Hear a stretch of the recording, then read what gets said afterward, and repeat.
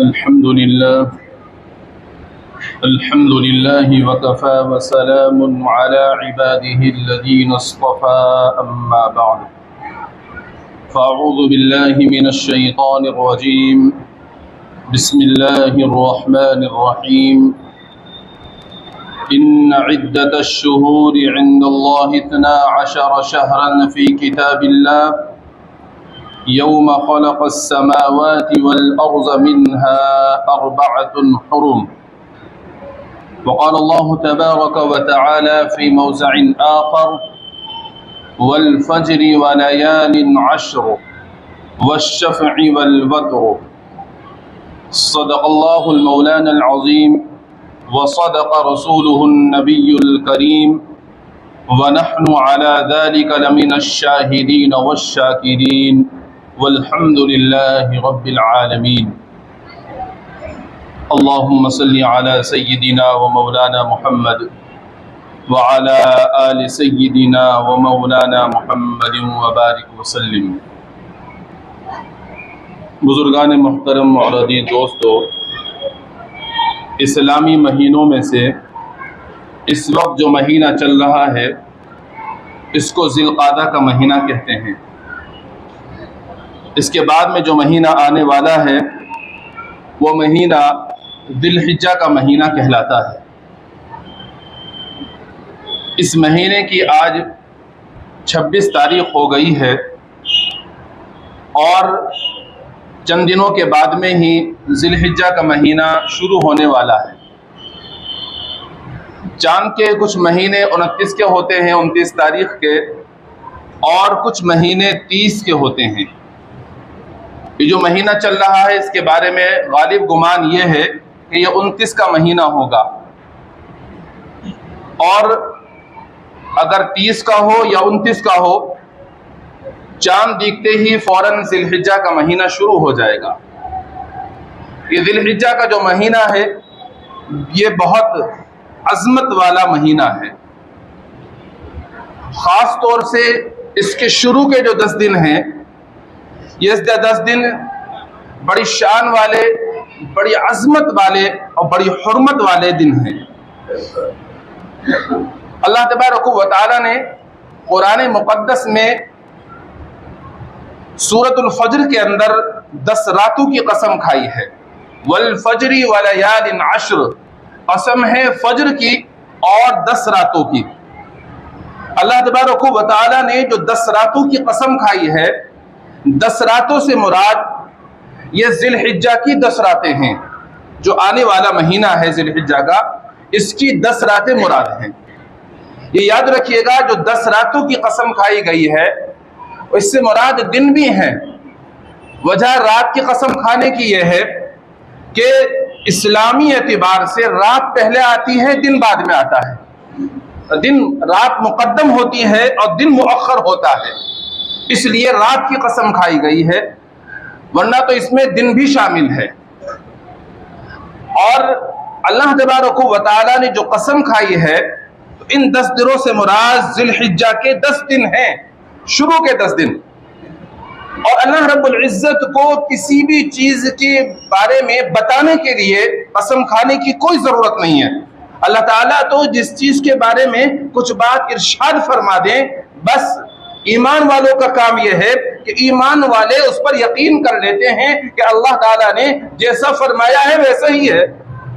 لیکن اللہ رب العزت پھر بھی قسم کھا کر ارشاد فرماتے ہیں کہ اس لیے قسم کھاتے ہیں تاکہ لوگوں کے دلوں میں، سننے والوں کے دلوں میں اس دن کی اور اس چیز کی اہمیت آ جائے، اس لیے اللہ تعالیٰ قسم کھاتے ہیں.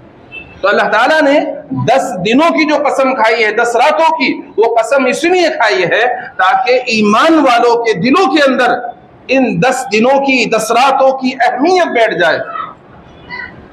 تو یہ 10 راتیں بڑی عظمت والی راتیں ہیں، اور آنے والے 10 دن یہ بڑی عظمت والے دن ہیں، بڑی شان والے دن ہیں. اس کی فضیلت کے بارے میں یہ بھی سمجھ لیجئے گا، اللہ تعالیٰ نے قرآن میں ارشاد فرمایا کہ جس دن سے اللہ تبارک و تعالیٰ نے اس کائنات کو بنایا ہے، اس دن سے مہینوں کی تعداد 12 ہے. ان 12 مہینوں میں سے 4 مہینے حرمت والے ہیں، عظمت والے ہیں، احترام والے ہیں، ان 4 مہینوں میں سے ایک مہینہ ذی الحجہ کا مہینہ بھی ہے، اور انہی ذی الحجہ میں سے یہ 10 دن ہیں جو بڑی شان والے ہیں۔ اس اعتبار سے بھی یہ 10 دن جو ہے عظمت والے اور شان والے ہوئے، یہ حرمت والے مہینوں کے 10 دن ہیں۔ میں سن رہا تھا مولانا مکی صاحب دامت برکاتہم کا بیان، وہ مولانا مکی صاحب دامت برکاتہم جو حرم شریف کے اندر خانہ کعبہ جہاں پر ہے اس کی مسجد کے اندر بیٹھ کر قرآن کریم کا درس دیتے ہیں، وہ اپنے بیان میں ارشاد فرما رہے تھے کہ اللہ تبارک و تعالیٰ نے موسیٰ علیہ السلام کو 30 دن روزہ رکھنے کا حکم دیا طور پہاڑ پر، تو موسیٰ علیہ السلام نے 30 دن روزہ رکھا۔ 30 دن روزہ رکھنے کے بعد میں انہوں نے مسواک کر لی۔ اللہ تبارک و تعالیٰ نے فرمایا کہ تمہیں معلوم نہیں ہے کہ روزے دار کے منہ سے جو بدبو نکلتی ہے، بو نکلتی ہے، ہوا نکلتی ہے، وہ اللہ تبارک و تعالیٰ کو مشک سے بھی زیادہ پسندیدہ ہے، لہذا اب تم 10 دن کے روزے اور رکھو۔ تو وہ 30 دن کے جو روزے رکھے وہ ذی القعدہ کے تھے، اور 10 روزے جو اور ملائے وہ ذی الحجہ کے ابتدائی 10 دن کے روزے تھے۔ اس سے بھی فضیلت معلوم ہوتی ہے کہ شروع سے ہی یہ 10 دن فضیلت والے چلے آ رہے ہیں۔ یہ تو قرآن کے اعتبار سے فضیلت ہو گئی، اور موسیٰ علیہ السلام نے ان 10 دن کے روزے رکھے، اس اعتبار سے فضیلت ہو گئی۔ اب حدیث سماعت فرما لیں، حضور اکرم صلی اللہ تعالی علیہ وآلہ وسلم نے ان 10 دنوں کی فضیلت ارشاد فرماتے ہوئے فرمایا، بخاری شریف کی روایت ہے کہ اللہ تبارک و تعالیٰ کو کوئی عمل ان 10 دنوں میں جتنا زیادہ محبوب ہے اتنا کسی اور دنوں میں محبوب اور پسندیدہ نہیں ہے۔ صحابہ نے معلوم کر لیا اللہ کے نبی کیا جہاد بھی زیادہ محبوب عمل نہیں ہے؟ اللہ کے نبی نے فرمایا ہاں، جہاد بھی اللہ تبارک و تعالیٰ کو اور دنوں میں کیا ہوا اتنا زیادہ محبوب اور پسندیدہ نہیں ہے جتنا ان 10 دنوں میں کیا ہوا نیک عمل اللہ کو محبوب اور پسندیدہ۔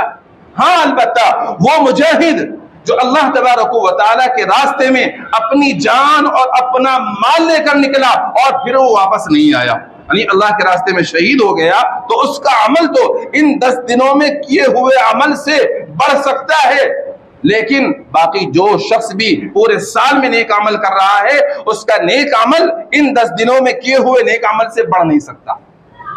تو ان 10 دنوں کی فضیلت ہے، آپ اندازہ تو لگائیے کہ ان 10 دنوں میں اگر کوئی نیک عمل کر رہے ہیں آپ، اور ایک بندہ جو ان 10 دنوں کے علاوہ جہاد کر رہا ہے اللہ کے راستے میں، آپ کا یہ عمل اس جہاد کرنے والے کے عمل سے بڑا ہوا ہے۔ اتنے فضیلت والے ایام ہیں، اور ان 10 دنوں میں سے کسی بھی ایک دن کا اگر روزہ رکھتا ہے تو ایک روزہ رکھنا ثواب کے اعتبار سے ایسا ہے جیسا کہ پورے سال اس نے روزے رکھے، اور ان 10 راتوں میں سے کسی بھی رات میں عبادت کرنا ایسا ہے جیسا کہ شب قدر میں عبادت کی۔ اتنی بڑی فضیلت والے ایام اور راتیں ہیں۔ اللہ تبارک و تعالی اپنے فضل سے یہ ایام ہمیں عطا فرما رہے ہیں، ہمیں ان ایام کی قدر کرنی ہے اور ابھی سے اپنی ترتیب بنانی ہے کہ ان 10 دنوں کے اندر ہمیں روزے کا اہتمام کرنا ہے، رات میں عبادت کا اہتمام کرنا ہے، صدقے کا اہتمام کرنا ہے، قرآن کی تلاوت کا اہتمام کرنا ہے، ذکر و اذکار کا اہتمام کرنا ہے۔ اگر ہم ترتیب بنائیں گے تو انشاءاللہ ان 10 دنوں کا ہم احترام کرنے والے ہوں گے، ورنہ تو ہمارے لیے یہ 10 دن اور باقی دن سارے کے سارے برابر ہیں، کوئی فرق نہیں ہوگا۔ لیکن ہم سب ایمان والے ہیں، اور ہمارے یہاں اللہ تبارک و تعالی نے جس کام کو کرنے کا ارشاد فرمایا، اللہ کے نبی نے جس عمل کو کرنے کے بارے میں ارشاد فرمایا، اس کی عظمت اور قدر ہمارے سینوں کے اندر موجود، لہذا ہم اس کی قدر کرتے ہوئے ان 10 دنوں کی انشاءاللہ ہم حرمت کا خیال رکھیں گے، اور ان 10 دنوں میں جتنا اللہ کی جانب سے ہمیں توفیق ملے گی انشاءاللہ ہم اعمال صالحہ ضرور کریں گے انشاءاللہ۔ اب یہ 10 دن شروع ہونے والے ہیں، یہ 10 دن شروع ہوتے ہی سب سے پہلے تو یہ کر لیں کہ اللہ تبارک و تعالی کی طرف متوجہ ہو کر صدقے دل سے اپنے گناہوں سے توبہ کر لیں، سچے دل سے توبہ کر لیں، اور ان 10 دنوں کے اندر خصوصاً ہم تکبیر اولیٰ سے فرض نماز پڑھنے کا اہتمام کریں کہ تمام فرض نمازیں تکبیر اولا کے ساتھ پڑھیں گے انشاءاللہ. اور جو سنت مؤکدہ ہیں ان سنت مؤکدہ کو پڑھنے کا بھی اہتمام کریں گے انشاءاللہ. اور سنت مؤکدہ کے اور فرائض کے علاوہ جو نوافل ہیں ان نوافل کا بھی اہتمام کریں گے. اشراق ہے، چاشت ہے اور اوابین ہے، تہجد ہے، ان نمازوں کو انشاءاللہ پڑھنے کا خوب سے خوب تر اہتمام کریں گے. اور ہماری مستورات اپنے گھروں کے اندر فرض نمازوں کو اس کے وقت کے اندر اور وقت میں بھی اول وقت پڑھنے کا اہتمام کریں. مستورات کو بتا دیجئے کہ وہ بھی اول وقت میں فرض نمازوں کو پڑھنے کا ان ایام میں خصوصاً اہتمام کریں گے. اور ان فرض نمازوں کے سنت مؤکدہ کے علاوہ، نوافل کی کثرت کے علاوہ، اللہ تبارک و تعالی کی جانب سے جن کو توفیق مل جائے شروع کے 9 دنوں میں ذی الحجہ کے روزہ رکھنے کا اہتمام کرنا ہے. 10ویں دن تو بقرعید ہے، بقرعید کے دن روزہ رکھنا حرام ہوتا ہے، روزہ رکھنا جائز نہیں ہے. سال میں 5 دن ایسے ہیں کہ ان 5 دنوں میں روزہ رکھنا حرام ہے. ایک عید الفطر کے دن جس کو میٹھی عید آپ بولتے ہیں، دوسرے بقرعید کے دن جس کو آپ قربانی کی عید بول دیتے ہیں، بقرعید بول دیتے ہیں اس دن، اور 3 دن اس کے بعد کے ہوتے ہیں جس کو ایام تشریق کہا جاتا ہے. ان میں تکبیر تشریق یعنی اللہ اکبر یہ ہر نماز کے بعد پڑھی جاتی ہے، وہ 3 دن. تو اس طرح سے 5 دن ہیں، ان 5 دنوں کے اندر روزہ رکھنا حرام ہے. تو 10 ذی الحجہ کو تو روزہ رکھنا جائز نہیں ہے، اس میں تو روزہ نہیں رکھا جائے گا. باقی ابتدائی جو 9 دن ہیں ان 9 دنوں میں روزہ رکھنے کا اہتمام کرنا ہے. سب کریں گے انشاءاللہ. اگر 9 دن پورے روزے نہیں رکھے جا رہے ہیں تو اگر آپ ایک دن روزہ رکھ لیں، ایک دن افطار کر لیں، اس کی بھی گنجائش ہے، کوئی حرج نہیں ہے. اور اگر اس طرح بھی نہ رکھ پائیں، ایک دن کا 2 دن کا روزہ رکھ لیں تو انشاءاللہ آپ کو جس دن کا روزہ رکھیں گے اس دن کے روزے کا ثواب آپ کو حاصل ہو جائے گا. یہ نہیں ہے کہ 9 ہی روزے رکھیں گے تبھی وہ ثواب ملے گا، 9 سے کم رکھیں گے تو ثواب نہیں ملے گا، ایسا نہیں ہے. اللہ تعالی ہمت دے، توفیق دے تو 9 روزوں کا اہتمام کر لیں. ہمت نہ ہو تو جتنے کی ہمت ہو اتنے روزے رکھ لیں. یاد رکھیے گا اگر آپ ایک دن کا بھی روزہ رکھیں گے تو حدیث شریف کے مطابق ایک روزہ رکھنے کا ثواب آپ کو سال بھر روزہ رکھنے کے برابر مل جائے گا. سال بھر روزہ رکھ سکتا ہے کوئی نہیں رکھ سکتا، لیکن یہاں ایک روزہ رکھنے سے سال بھر روزہ رکھنے کا ثواب مل رہا ہے. اور ابھی آپ چند دن پہلے سن کر آئے تھے کہ جس شخص نے رمضان المبارک کے روزے رکھے اور پھر اس کے بعد میں 6 روزے شوال کے مہینے کے رکھ لیے، تو اس طرح جو رکھے گا تو اس کو سال بھر روزہ رکھنے کا ثواب ملے گا. یہ سنا تھا آپ نے، رمضان میں بھی سنا، اس کے بعد بھی اس فضیلت کو آپ نے سنا. لیکن یہاں پر نہ 30 روزے رکھنے کی بات ہے، نہ 30 کے بعد میں 6 روزے رکھنے کی بات ہے، بلکہ یہاں تو ارشاد فرمایا گیا کہ ان 10 دنوں میں سے ایک دن کا بھی اگر کوئی روزہ رکھ لے گا تو اس کو ثواب کے اعتبار سے پورے سال روزہ رکھنے والوں کے برابر ثواب ملے گا. تو کتنی بڑی فضیلت ہے، اللہ اکبر کبیرہ. ایک روزہ رکھنے سے سال بھر روزہ رکھنے کا ثواب ہم کو مل رہا ہے. اور ایک بات اور عرض کروں میں آپ سے، بہت سے احباب ایسے ہیں جو رمضان المبارک کے مہینے میں کسی عذر کی وجہ سے روزہ نہیں رکھ سکے، سفر کی وجہ سے روزہ نہیں رکھ سکے، کسی بیماری کی وجہ سے روزہ نہیں رکھ سکے، یا ویسے ہی روزہ نہیں رکھا، انہوں نے غفلت تھی بس نہیں رکھا روزہ، یا ہماری مائیں بہنیں عذر کی وجہ سے روزہ نہیں رکھ سکی ہیں. تو یہ جو 9 دن ہمیں مل رہے ہیں ان 9 دنوں میں ان قضا روزہ رکھنے کا اہتمام کر لیں. وہ قضا روزہ رکھیں گے تو 9 روزے قضا کے ادا ہو جائیں گے. اب چونکہ وہ ان 9 دنوں کے اندر رکھے جا رہے جو فضیلت والے دن ہیں تو انشاءاللہ ان کو اس کا ثواب بھی حاصل ہو جائے گا. تو قضا روزے بھی ذمہ سے ادا ہو گئے اور ان دنوں میں روزہ رکھنے کا جو ثواب ہے وہ بھی حاصل ہو گیا. کتنا بڑا فائدہ ہو رہا ہے. تو اس لیے اس کا اہتمام کر لیں. اور اگر کسی کے ذمہ روزہ ہے ہی نہیں، قضا روزے ہے ہی نہیں، بہت اللہ کے نیکوکار ایسے بندے بھی ہیں، تو وہ نفل روزہ ثواب کی نیت سے رکھ لیں. انشاءاللہ یہ ثواب آپ کو حاصل ہو جائے گا.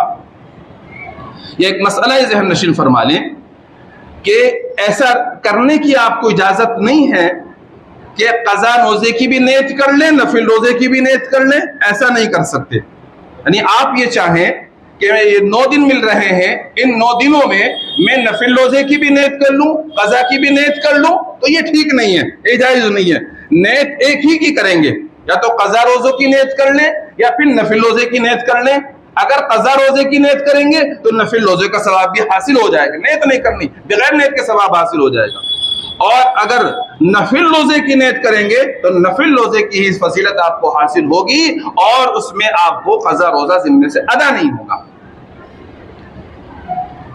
تو روزہ رکھنے کا اہتمام کرنا ہے، خاص طور پر 9 ذی الحجہ جس کو عرفہ کا دن کہتے ہیں، اس دن میں روزہ رکھنے کا اہتمام سب کو کرنا ہے، اس لیے کہ اس دن روزہ رکھنے کا ثواب الگ سے اس کی فضیلت ارشاد فرمائی گئی کہ جو اس دن یعنی 9 ذی الحجہ کو بقرعید سے 1 دن پہلے روزہ رکھے گا تو اس کو 2 سال کے گناہوں کا کفارہ ہو جائے گا۔ یعنی سال بھر روزہ رکھنے کا ثواب تو ملے گا ہی ملے گا، اس کے ساتھ ساتھ اس کے 2 سال کے گناہوں کا کفارہ ہوگا، پچھلے 1 سال کا اور آنے والے 1 سال کے گناہوں کا کفارہ ہو جائے گا۔ تو کتنی بڑی فضیلت ہے۔ تو اس لیے ان دنوں میں، آنے والے 10 دنوں میں سے 9 دنوں میں روزہ رکھنے کا ہر ایک کو اہتمام کرنا ہے۔ سب کریں گے انشاءاللہ، اللہ مجھے بھی آپ کو بھی سب کو توفیق عطا فرما دے۔ رات میں عبادت کا اہتمام کریں، اس کا ادنی درجہ تو یہ ہے کہ مغرب کی نماز تکبیر اولیٰ سے پڑھ لیں، عشاء کی نماز تکبیر اولیٰ سے پڑھ لیں، اور فجر کی نماز تکبیر اولیٰ سے پڑھ لیں۔ اگر آپ نے اتنا کر لیا تو آپ کو رات میں عبادت کرنے کا ثواب مل جائے گا۔ اور اعلیٰ درجہ یہ ہے کہ رات میں اکثر حصہ اللہ تبارک و تعالیٰ کی عبادت میں آپ کو گزارنا ہے۔ اور یاد رکھیے گا، یہ ان 9 دن 10 دنوں میں سے 1 دن بھی اگر آپ نے اللہ تبارک و تعالیٰ کی عبادت کر لی تو ایسا ہے جیسا کہ آپ نے شب قدر میں عبادت کر لی۔ آپ جانتے ہیں شب قدر رمضان المبارک کے آخر عشرے کی طاق راتوں میں ہونے کا زیادہ غالب گمان ہوتا ہے، اور وہ طاق راتیں 5 ہیں، تو 5 راتیں جاگنی پڑیں گی، تب جا کر کے وہ فضیلت حاصل ہو پائے گی۔ اگر کسی رات میں کوئی بندہ سو گیا، عبادت نہیں کر پایا، اور اللہ کا حکم اسی رات میں شب قدر ہو گئی، تو وہ فضیلت سے محروم رہ گیا۔ لیکن ان 10 راتوں میں سے کسی ایک رات میں بھی اگر آپ نے عبادت کر لی تو آپ کو شب قدر میں عبادت کرنے کا ثواب حاصل ہو گیا۔ بہت بڑی فضیلت ہے میرے بزرگوں۔ آپ جانتے ہیں کہ شب قدر یہ 1000 مہینوں سے بھی بہتر اور افضل رات ہے، اور اگر کسی کو اس رات میں، ایک رات میں عبادت کی توفیق مل گئی تو سمجھ لیجئے 30,000 راتوں میں اس نے اللہ تبارک و تعالیٰ کی عبادت اور بندگی کر لی۔ تو اس لیے آنے والے ان راتوں میں ہمیں جتنا ہو سکے عبادت کرنی ہے، تاکہ ان راتوں میں عبادت کر کے ہم شب قدر کی فضیلت کو پالیں، اس کا ثواب حاصل کر لیں۔ سب کرنے کی کوشش کریں گے۔ اللہ تعالیٰ مجھے بھی اور آپ کو بھی اپنے فضل سے ان راتوں میں زیادہ سے زیادہ عبادت کرنے کی توفیق عطا فرمائے۔ اور یہ جو ایام آئیں گے، ان ایام میں زیادہ سے زیادہ اللہ تبارک و تعالیٰ کا ذکر بھی کرنا ہے۔ حدیث میں 4 چیزوں کا حکم ہے، اللہ کی تسبیح، تحمید، تحلیل، تکبیر کو بیان کرنا، اور یہ 4 چیزیں تیسرے کلمے کے اندر جمع ہو جاتی ہیں، سبحان اللہ والحمد للہ ولا الہ الا اللہ واللہ اکبر۔ اس میں تسبیح، تکبیر، تحمید، تحلیل 4 چیزیں جمع ہو جاتی ہیں۔ تو ان 10 دنوں کے اندر آپ کو چلتے پھرتے، اٹھتے بیٹھتے تیسرے کلمے کا اہتمام کرنا ہے، پڑھنا ہے۔ حدیث مبارکہ کے اندر آتا ہے، حضرت عبداللہ ابن عمر رضی اللہ عنہ اور حضرت ابو ہریرہ رضی اللہ تعالی عنہم، یہ دونوں حضرات جب بازاروں میں جاتے تھے تو بازاروں میں جا کر کے تھوڑا زور سے یہ تسبیح پڑھا کرتے تھے، اللہ کا ذکر کرتے تھے، تاکہ سننے والے بھی اللہ تبارک و تعالیٰ کا ذکر کرنے لگ جائیں، ترغیب کے لیے۔ تو اس لیے ہم بھی صحابہ کرام کے نقش قدم پر چلنے والے ہیں، ہم بھی نبی کا اتباع کرنے والے ہیں صلی اللہ علیہ وسلم. ہمیں چاہیے کہ ہم بھی ان ایام میں خوب سے خوب تر اللہ تبارک و تعالیٰ کا ذکر، تسبیح، تحلیل خوب بیان کریں. اور جب ایک دوسرے سے ملاقاتیں ہو، بازاروں میں خرید و فروخت کرنے کے لیے جائیں تو اس وقت یاد آ جائے تو تھوڑا زور سے تو تیسرا کلمہ پڑھ لیجئے تاکہ سننے والا بھی اس کلمے کو پڑھ لے اور وہ بھی ان دنوں کے اندر اللہ تبارک و تعالیٰ کا زیادہ سے زیادہ ذکر کر کے فضیلت اور ثواب کو حاصل کرنے والا بن جائے. ایک کام سب کو یہ بھی کرنا ہے کہ زیادہ سے زیادہ ان دنوں کے اندر اللہ تبارک و تعالیٰ کا ذکر، تسبیح، تحلیل کرنی ہے. اور یہ ساری چیزیں قائمیں جمع ہو جاتی ہیں تیسرے کلمے کے اندر جمع ہو جاتی ہیں. تو تیسرا کلمہ خوب سے خوب تر ہر ایک ایمان والے کو پڑھنا ہے. اور قرآن کریم اگر ایک پورا قرآن کریم ان 9 دنوں میں ختم کر لیں، 10 دنوں میں ختم کر لیں تو بہت اچھی بات ہے. روزانہ 3 پارے پڑھیں گے تو 10 دنوں کے اندر ایک قرآن کریم انشاءاللہ مکمل ہو جائے گا.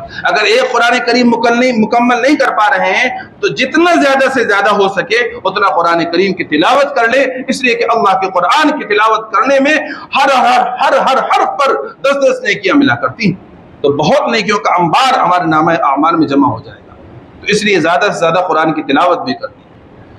اور میرے بزرگوں، یہ جیسے ہی چاند نظر آتا ہے، چاند نظر آتے ہی سب سے پہلا حکم جو ہمارے اوپر لاگو ہوتا ہے وہ ہے کہ جس شخص کا بھی قربانی کرنے کا ارادہ ہے، ایک تو ہوتا ہے قربانی کرنا واجب ہے، یہ صاحب نصاب پر قربانی واجب ہے. گھر میں جتنے بھی افراد صاحب نصاب ہیں، گھر کے ہر عاقل بالغ مرد اور عورت کے اوپر قربانی کرنا واجب ہوتا ہے. اس کو تو کرنی ہی کرنی ہے. اور کچھ حضرات ایسے ہیں جن پر قربانی واجب نہیں ہے لیکن وہ ثواب حاصل کرنے کی نیت سے قربانی کا ارادہ کر رہے ہیں، تو ان کے لیے بھی اور جس کے اوپر قربانی واجب ہے اس کے لیے بھی اللہ کے نبی صلی اللہ تعالی علیہ وآلہ وسلم نے ارشاد فرمایا جس کا قربانی کرنے کا ارادہ ہے اس کو چاہیے کہ وہ ذی الحجہ کا چاند نظر آنے کے بعد اپنے جسم کے بالوں کو نہ کٹوائے، ناخن نہ تراشے. کب تک؟ جب تک کہ وہ قربانی نہ کر لے. یہ نبی علیہ السلام نے حکم دیا. علماء کرام نے اس حدیث مبارکہ کی وجہ سے ارشاد فرمایا کہ جس شخص کا بھی قربانی کرنے کا ارادہ ہے اس کے لیے مستحب یہ ہے کہ وہ چاند دیکھنے سے پہلے اپنے ناخن اور بالوں وغیرہ کو ترشوا لے. چاند دیکھنے کے بعد میں جب تک قربانی نہ کرے جب تک وہ اپنے ناخن نہ ترشوائے اور نہ بال کٹوائے. قربانی کے بعد کٹوائے. لیکن یہ عمل صرف مستحب ہے. اگر عمل کریں گے ثواب ملے گا، نہیں عمل کریں گے کوئی گناہ نہیں، کوئی پکڑ نہیں ہے آپ کی. بہت سے احباب معلوم کرتے ہیں کہ مفتی صاحب کیا میں داڑھی کٹوا سکتا ہوں ان دنوں میں؟ مجھے حیرانی ہوتی ہے کہ وہ ہم سے داڑھی کٹوانے کی اجازت لے رہا ہے. پہلی بات تو حیرانی یہ ہو رہی ہے کہ وہ اجازت لے رہا ہے، ایک عالم سے اجازت لے رہا ہے. بھلا عالم کیسے تو اجازت دے سکتا ہے داڑھی کٹوانے کے لیے؟ اور اگر کوئی عالم داڑھی کٹوانے کی اجازت کسی کو دے رہا ہے وہ عالم ہی کہلانے کا حقدار نہیں ہے.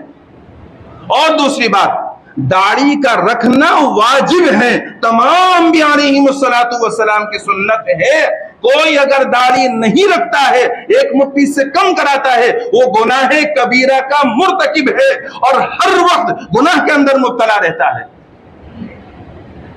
اور یہ جو عمل ہے کہ جس کے اوپر قربانی اس کا کرنے کا ارادہ ہے وہ ناخن اور بالوں کو نہ ترشوائے، یہ عمل تو مستحب ہے. اگر کریں گے ثواب ملے گا، نہیں کریں گے کوئی گناہ نہیں ہے. تو ایک مستحب عمل کو کرنے کی تو آپ کو اتنی فکر ہے لیکن آپ کو ایک واجب پر عمل کرنے کی فکر نہیں ہے. کسی صاحب نے مولانا مکی صاحب سے سوال کیا کہ جی داڑھی رکھنا کیسا ہے؟ مولانا مکی صاحب نے فرمایا کہ داڑھی رکھنا واجب ہے، تمام انبیاء کی سنت ہے. وہ کہنے لگا جی عرب والے تو داڑھی نہیں رکھتے. مولانا مکی صاحب کو غصہ آ گیا، جلال میں آ گئے اور یہ فرمایا ہم نے محمد عربی کا کلمہ پڑھا ہے، ہم نے عرب والوں کا کلمہ نہیں پڑھا. عرب والے داڑھی نہیں رکھتے تو نہ رکھیں، ہم نے محمد عربی کا کلمہ پڑھا ہے. محمد عربی صلی اللہ علیہ وسلم داڑھی رکھا کرتے تھے اس لیے ہم داڑھی رکھتے ہیں. لوگ دلیل دیتے ہیں عرب والوں کی، عرب والے ہمارے لیے نمونہ نہیں ہے، وہ داڑھی نہیں رکھنے نہ رکھو، وہ اور دیگر گناہ کے کام کر رہے ہیں وہ کرتے رہو، وہ جانے، ہمارے لیے وہ نمونہ نہیں ہے، ہمارے لیے نمونہ اللہ کے نبی کے ذات ہے۔ اللہ کے نبی نے جب داڑھی رکھی ہے تو ہم ایک ایک امتی کو داڑھی رکھنا ضروری ہے۔ تو بہرحال ہم سب کو جس کا بھی قربانی کرنے کا ارادہ ہے اس کو چاہیے کہ وہ چاند دیکھنے سے پہلے اپنے بالوں کو ترشوا لے، ناخن وغیرہ ترشوا لے، چاند دیکھنے کے بعد میں پھر وہ نہ کٹوائے، جب چاند نظر آئے یعنی قربانی کر لے اس کے بعد میں اس کو کٹوانا ہے یہ، اور اس پر عمل کریں گے انشاءاللہ ثواب ملے گا۔ اور یہ ایک عجیب سا عمل ہے کہ قربانی واجب ہو رہی ہے، منع کر دیا گیا بال مت کٹواؤ، داڑھی اور جو ہے ناخن مت ترشواؤ، کیا مطلب ہے اس کا؟ وہ انشاءاللہ میں اگلے جمعے کو بتاؤں گا کہ اس میں کیا حکمت ہے۔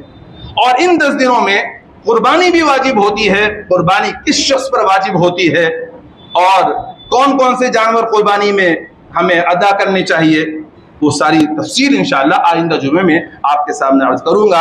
اب تو میں نے عشرہ ذی الحجہ کی فضیلت آپ کو بتا دی ہے، کرنے والے کام اس میں جو ہے وہ میں نے آپ کو بتا دیے۔ امید ہے کہ آپ کے سمجھ میں بات آ گئی ہوگی اور ہر ایک کے دل میں یہ جذبہ پیدا ہوا ہوگا کہ ہمیں بھی روزہ رکھنے کی انشاءاللہ ہم بھی کوشش کریں گے، ہم بھی انشاءاللہ رات میں عبادت کی کوشش کریں گے۔ دیکھیے کوشش کرنا ہمارا کام ہے اور کامیابی دینا اور کسی بھی عمل کو وجود میں لے کر آنا یہ تو اللہ کا کام ہے۔ ہم سب کوشش کریں کہ ہم ایک ایک رات انشاءاللہ عبادت میں گزاریں گے اور انشاءاللہ 9 دن پورے لگاتار ہم روزہ رکھیں گے اور زیادہ سے زیادہ وقت اللہ کے ذکر میں، اللہ کے قرآن کی تلاوت میں ہم سب گزاریں گے۔